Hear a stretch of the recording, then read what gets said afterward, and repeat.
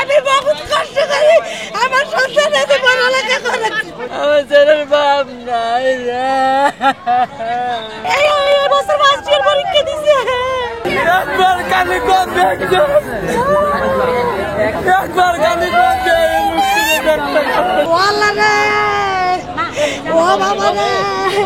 ছেলে চাই, আমরা কিছু চাই না, আমরা ছেলে ফিরাই দিব। 1 তারিখে ঢুকছে, এই বছর মাস্টার পরীক্ষা দিছে। গার্মেন্টস জীবনে 14 দিন এই ড্রেস পরাইছিল, এই ড্রেস পরাইছিল।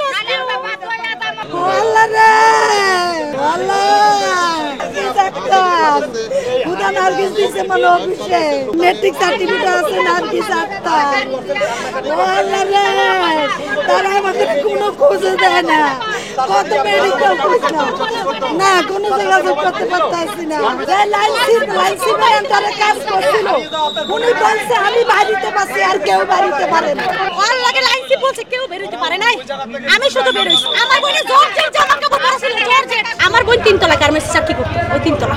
একটা লোক কয় না কেন কোন হসপিটালে পাঠাইছে, আমরা এই জায়গায় যাইতাম না, আমরা এই জায়গায় যামু, এই জায়গায় গিয়ে তদন্ত করমু। কি আটকা পড়েছে? আমার ছেলে, এই যে ছেলে, ছেলে চাই, আমরা কিছু চাই না, আমরা ছেলে ফিরাই দিব।